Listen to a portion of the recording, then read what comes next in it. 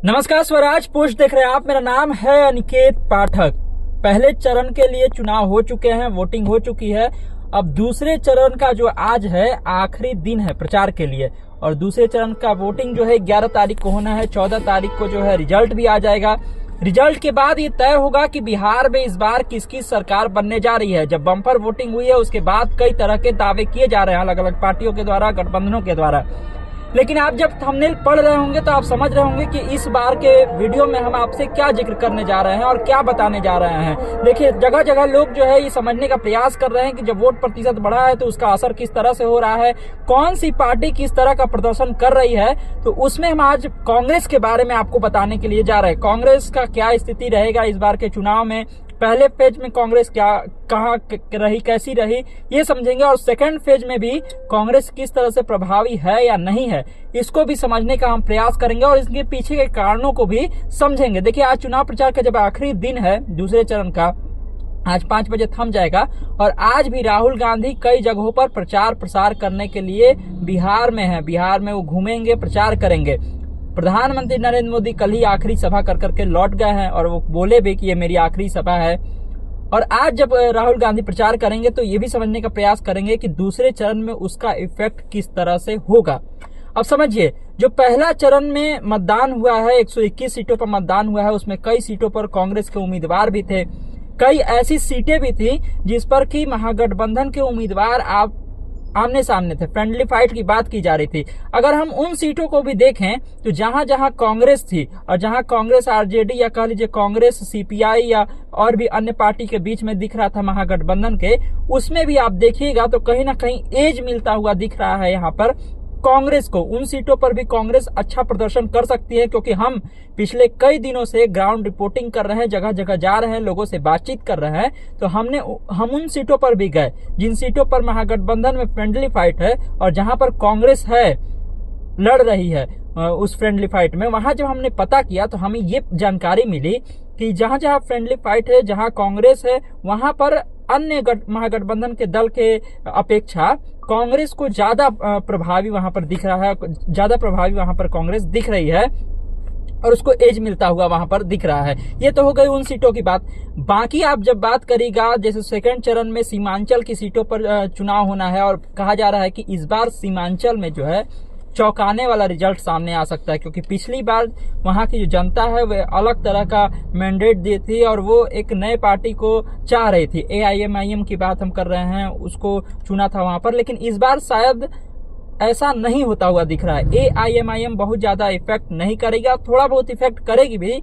तो कांग्रेस जो है वहां पर इतना बढ़िया से उम्मीदवारी दिया गया है, उम्मीदवार उतारा गया है कि कहा जा रहा है कि उम्मीदवार के ऊपर वहां वोट पड़ सकता है कांग्रेस को सीमांचल में। आप याद करिए वो वीडियो जो कि बहुत तेजी से वायरल भी हो रहा था, कस्बा वाला, जो कस्बा के उम्मीदवार हैं वो किस तरह से रो रहे थे राहुल गांधी के सामने और वो कह रहे थे कि हम चिट्ठी बांटने वाला का बेटा है। तो इस तरह के लोगों को भी कांग्रेस में टिकट दिया गया है और इस बार, और इसका जो है फुल क्रेडिट अगर किसी को जाता है तो जाता है कृष्णा अल्लावारू को, जो कि कांग्रेस के प्रभारी बनाए गए यहाँ पर। और उन्होंने वो जब प्रभारी बने और जब बिहार वो पहली बार आए और सदाकत आश्रम में, याद करिए वो जो भाषण दे रहे थे, वो जो बात कह रहे थे, क्या कह रहे थे, हम रेस वाले घोड़े पर इस बार जो है दाव खेलेंगे और रेस वाले घोड़े को ही हम आगे करेंगे, वो दूल्हा जिस पर बैठ करके जाता है उस वाले को हम नहीं करेंगे। वो जब बयान ये दे रहे थे तो लोगों को लगा कि कांग्रेस तो हर बार इसी तरह से करती है, पिछलग्गू पार्टी बन गई है आरजेडी की और पिछलग्गू बन करके ही रहना पड़ेगा। कई सारे राजनीतिक दल भी पिछलग्गू कांग्रेस को कहते हुए दिखे पूरे चुनाव में और हमेशा से। आप याद करिए, राहुल गांधी जब आए थे और जब राजेश राम को यहाँ पर बनाया गया था अध्यक्ष, प्रदेश अध्यक्ष बनाया गया था, उसके बाद जब वो आए तो उन्होंने भागीदारी की बात कही और उन्होंने कहा कि पहले कुछ लोग जो है वो कब्जा किए हुए थे, हम समझ रहे हैं इशारा उनका किसकी ओर था। और फिर दलितों की भागीदारी, फिर दलितों को लेकर के जिस तरह से कैंपेन चलाया गया, जिस तरह से अलग अलग तरह के तैयारी की गई कांग्रेस के द्वारा, उस पर भी देखना होगा कि उसका कितना असर होता है। और लग रहा है कि इस बार शायद दलित वोट जो है वो भी कांग्रेस के साथ जा सकता है। और साथ ही देखिए, हम बताते हैं आपको, और महिलाओं को लेकर के जिस तरह से तैयारी की गई कांग्रेस के द्वारा, घोषणा की गई 2500 रुपए वाली, हालांकि बाद में तो राजद ने भी किया, कांग्रेस ने भी किया। और फिर उसके बाद जो है आप देख लीजिए पलायन को लेकर के जिस तरह से मुद्दा बनाने का काम किया गया, कन्हैया कुमार को मैदान में उतार दिया गया, वो जगह जगह यात्रा भी किए, पलायन रोको नौकरी दो यात्रा की गई। उसके बाद कृष्णा अल्लावारू लगातार जिस तरह से बयान देते गए, और बयान में देखिए आखिरी समय में ये तय हुआ कि सीएम फेस कौन होगा, तो सीएम तेजस्वी होंगे। क्यों? क्योंकि कांग्रेस कहीं ना कहीं वहां पर अड़ी हुई थी, और कांग्रेस ही जो है पूरा चीज को अनाउंस भी कौन करता है, ये भी देखिए आप।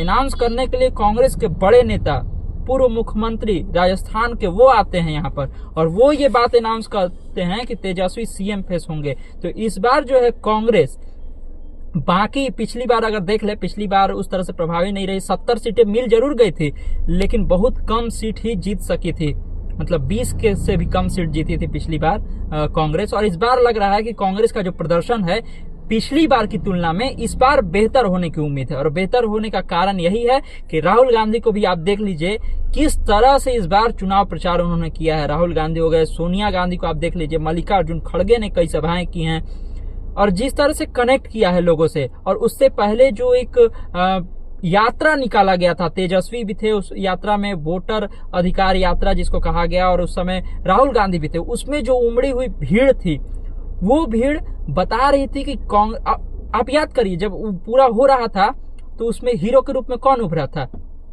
कहा जा रहा तेजस्वी साथ में है, ये राहुल गांधी साथ में है, और उसका सबसे ज्यादा फायदा अगर किसी को मिला तो वो राहुल गांधी को और कांग्रेस को मिला उस यात्रा का। और उसके बाद जिस तरह से वो राहुल गांधी आते हैं, बिहार में सभाएं करते हैं, जो सारी बातें वो कह रहे हैं, और जिस तरह से पिछले दिनों आप देखे कि मुकेश सहनी के साथ वो नदी में भी कूद गए, पानी में भी चले गए, मछली पकड़ने लगे, तो ये सारी चीजें क्या होती है कि ये सारी चीजें कनेक्ट करती है लोगों से। और वो कनेक्ट करने का प्रयास जिस तरह से इस बार कांग्रेस के द्वारा किया गया है, और खास करके इसमें सबसे बड़ा रोल अगर किसी का कहा जाएगा तो वो कृष्णा अल्लावारू का कहा जाएगा, जिनको कि एकदम कहा जाता है कि बहुत भरोसेमंद है राहुल गांधी के।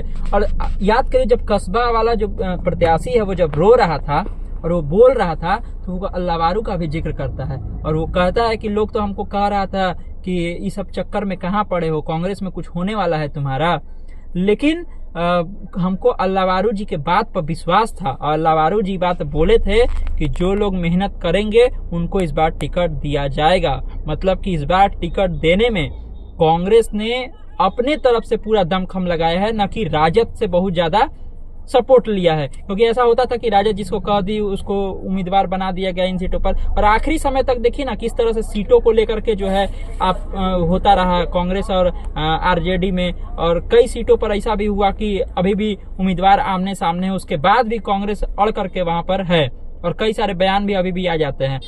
डिप्टी सीएम की जहां तक बात है, कहा गया कि हम और डिप्टी सीएम देंगे, लेकिन ये अनाउंस नहीं किया गया कांग्रेस की तरफ से होगा कि नहीं होगा। इसके पीछे भी एक सोची समझी रणनीति है कांग्रेस की, और उस रणनीति को आपको समझना होगा। देखिए, तो हम बता रहे थे कि कांग्रेस किस तरह से, और सीमांचल की बात जब हम कर रहे हैं तो वो भी बताया सेकंड चरण में वहां पर चुनाव होना है, और लग रहा है कि इस बार कांग्रेस वहां से भी कुछ सीटें निकाल पाने में सफल हो पाएगी। चंपारण की ओर जब हम घूमते हैं, यहाँ पर भी कुछ सीटों पर उसका अच्छा खासा प्रभाव देखा जा रहा है, और ऐसा प्रभाव देखा जा रहा है कि बड़े बड़े जो नाम हैं वो भी चुनाव इस क्षेत्र में हार सकते हैं, ऐसा। और आप जब घूमिएगा शाहाबाद के क्षेत्र में तो वहां पर भी जहां जहां सीटिंग है कांग्रेस के, वो अच्छी स्थिति में दिख रहा है, और हो सकता है कि इस बार वो बढ़िया प्रदर्शन करे। अगर नहीं जीते तो टक्कर की लड़ाई तो जरूर वहां पर देंगे। तो हम बता रहे थे कांग्रेस के बारे में। तमाम सारे अपडेट के लिए आप जो है इसी तरह स्वराज पोस्ट से जुड़े रहिए। यूट्यूब पर देख रहे हमारे चैनल को सब्सक्राइब कर लीजिए, फेसबुक को लाइक कर लीजिए। धन्यवाद, नमस्कार।